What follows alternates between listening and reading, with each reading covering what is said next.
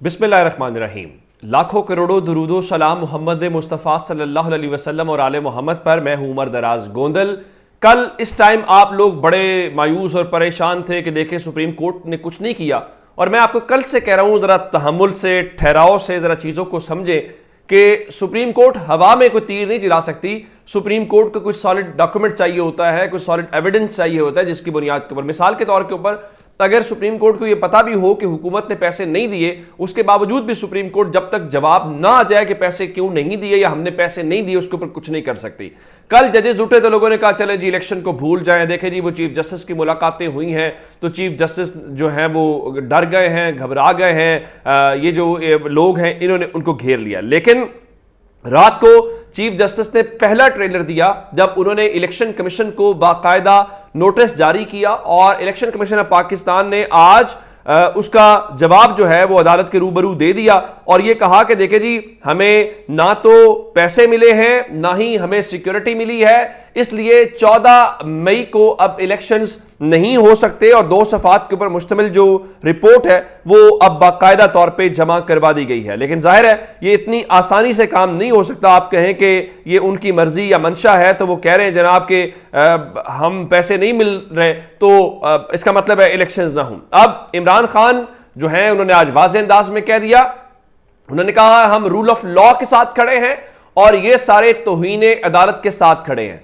अगर 14 मई को की तारीख गुजर गई, यानी 14 मई को इलेक्शन ना हुआ, तो इसका मतलब यह होगा कि आइन टूट जाएगा। जनरल बाजवा ने चोरों का टोला मुसल्लत किया, साथ ही उन्होंने कहा कि पार्लियामेंट नहीं आइन सुप्रीम होता है, क्योंकि आइन ही बताता है कि पार्लियामेंट के क्या इख्तियारात हैं, आइन ही पार्लियामेंट बनाता है और आइन ही सुप्रीम कोर्ट बनाता है, आइन ही सब कुछ। क्योंकि रियासत का और शहरियों का ताल्लुक और रिश्ता आपस में पार्लियामेंट का नहीं होता, रियासत का और शहरियों का ताल्लुक आपस में आइन का होता है, और उस आइन की बुनियाद के ऊपर ही पार्लियामेंट बनती है। अब जब ये सारा कुछ बात हुई, एक तो इमरान खान से पूछा गया ऑडियो लीक्स वाले मामले के ऊपर, तो इमरान खान ने कहा जी मैं इक्तदार में आऊंगा तो ऑडियो लीक्स वालों को तो मैं माफ कर दूंगा, और उन्होंने कहा मुझे पता है कि ऑडियो लीक्स वाले कौन है। लेकिन जनरल बाजवा के हवाले से जो कश्मीर के ऊपर हामिद मीर का बयान है, इमरान खान ने कहा कि मुझे इससे कहीं ज्यादा चीजें पता हैं, लेकिन मैं चुप हूं अपने मुल्क की खातिर, इसलिए कि मैं नहीं चाहता ये कहीं नेशनल सिक्योरिटी का मसला बन जाए और इंटरनेशनल खबर बन जाए, इससे मुल्क का नुकसान होगा। अब इस दौरान इमरान खान ने एक और भी कमाल किया, वो मुज़ाकरात हुकूमत खेलना चाहती है, वो हफ्ते तक तहरीक इंसाफ ये चाहती है कि काम खत्म किया जाए, इसको खींचा नहीं जा सकता। आज कमरा अदालत के अंदर इमरान खान ने फवाद चौधरी और शाह महमूद कुरैशी की मौजूदगी के अंदर सहाफियों के सामने ये कहा कि मैं इन दोनों को कह रहा हूं कि अगर हुकूमत फौरी तौर पे यानी इसी महीने के अंदर असेंबली तोड़ के इलेक्शन कराना चाहती है तो ही बात करें। अगर ये दोबारा वही सितंबर अक्टूबर की बात करते हैं तो फिर इसकी कोई जरूरत नहीं है। यानी सुप्रीम कोर्ट अपनी तरफ अगर ये इमरान खान के साथ खेलना चाहते हैं या इनका ख्याल है कि हम इमरान खान के उस मामले पे जाना चाहते हैं, तो इमरान खान बिल्कुल भी तैयार नहीं है। और इमरान खान आज पेश हुए वहां पे इस्लामाबाद हाई कोर्ट के अंदर, गैर मामूली इंतजाम थे, उनकी गाड़ी को इहाता अदालत में दाखिल नहीं होने दिया, गाड़ी से उतरे, गेट से आगे पैदल चल के गए। लेकिन अब इमरान खान की आगे जो अबूरी जमानत है और ये इदारों में बगावत पर उकसाने का केस है, वो जो नाम लेते हैं डर्टी वगैरह, वो वाला नाम है, और इसके ऊपर उनकी अबूरी जमानत में 3 मई तक तोसी कर दी गई है, जिसके बाद इमरान खान जो है वो वापस रवाना हो गए हैं। लेकिन असल खबर सुप्रीम कोर्ट वाली है। सुप्रीम कोर्ट ने रात को जो इलेक्शन कमीशन को नोटिस सर्व किया वो तो मैंने आपको बताया कि उसका जवाब उन्होंने दे दिया। आज जुमा मुबारक कहने के लिए वो जो इसहाक डार कौमी असेंबली में खड़े होकर कह रहे थे व्हाट इलेक्शंस, वो कहते हैं मैं कहता हूं कि अगर इलेक्शंस 3-4 महीने आगे पीछे हो जाए तो कौन सी कयामत आ जाएगी? कोई कयामत नहीं आएगी। हाँ आपकी अयाशी लगे रहेगी, हाँ आपकी मौजें लगी रहेंगी, पाकिस्तानी कौम का हक राय दही मारा जाए, कोई इतनी बड़ी बात नहीं है। देखे ना व्हाट रूल ऑफ लॉ, ये पूछा जाना चाहिए। व्हाट डेमोक्रेसी, कि किसी मुल्क के अंदर एब्सकॉन्डर या इश्तिहारी सरकारी वजीर आजम के जहाज के ऊपर बैठ सकता है? नहीं बैठ सकता। ये कहां पे बैठ सकता है? ये पाकिस्तान में बैठ सकता है। अब अदालत से खबर क्या है? अदालत से खबर यह है कि अदालत ने इंतखाबात केस के अंदर इलेक्शन कमीशन, वजारत खजाना और स्टेट बैंक की रिपोर्ट्स के मुताबिक अदालती कार्रवाई को आगे बढ़ाने का फैसला कर लिया, जिसका मतलब यह है कि अब दमादम मस्त कलंदर होगा और अब अदालत कार्रवाई करने जा रही है। अगर आप रोकना चाहते हैं तो ऐसा कुछ नहीं है। आज अदालत ने तौहीने अदालत की कार्रवाई की पहली बुनियाद रख दी है। वो पहली बुनियाद क्या है?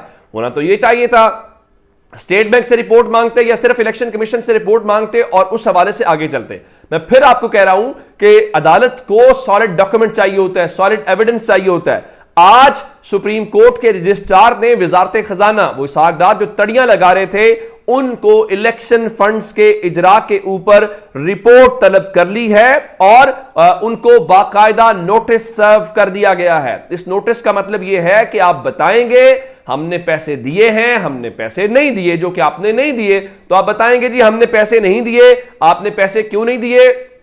जी वो पार्लियामेंट ने मंजूरी नहीं दी। तो अदालत पूछेगी कि क्या हुकूमत के तो तमाम अखराजात होते हैं उनकी पेशगी मंजूरी ली जाती है?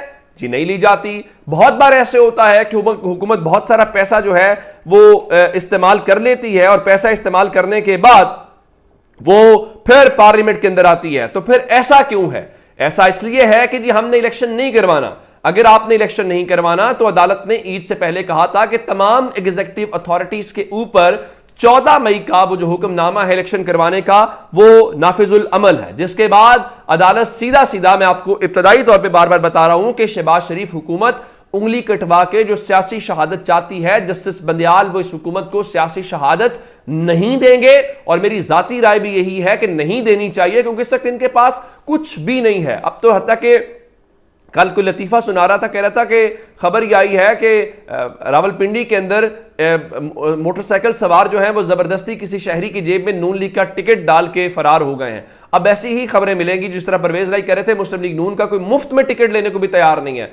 तो जब आप इस किस्म की चीजें होती है तब वो एक जिद्दी बच्चे वाली हरकतें कर रहे हैं, तो उनको हरकतें करनी दी जाए, इनको कोई मौका फराहम ना किया जाए। ना इनको IMF पैसे दे रहा है, ना दोस्त ममालिक पैसे दे रहे हैं, ना ये एतमाद के वोट की बातें करते हैं। पाकिस्तान की आवाम से जरा एतमाद का वोट ले ले, बहुत सारा मसला जो है वो हल हो जाएगा। अब मैं कुछ आपको इंटरनेशनल खबरें भी देना चाहता हूं, और इंटरनेशनल खबरें पाकिस्तान और अमेरिका के दरमियान है।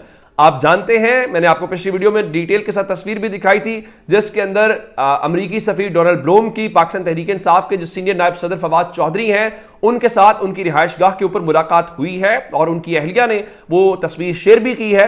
अब जरा अगली खबर सुन लीजिए कि पाकिस्तान की जो फौज है उसको मिलिट्री की एड आती है अमेरिका से, और जो अस्करी इमदाद या माली मदद है वो अमेरिका ने पाकिस्तान का प्रोग्राम फिलहाल उसको रोका हुआ है, दूसरे लफ्जों में कह लें मुअत्तल किया हुआ है, या हमें वो पैसे नहीं दे रहा। तो अब पाकिस्तान ने बाज़ाब्ता तौर पे अमेरिका से अस्करी माली मदद यानी फौज के लिए जो माली मदद आती है वो बहाल करने का मुतालबा कर दिया है।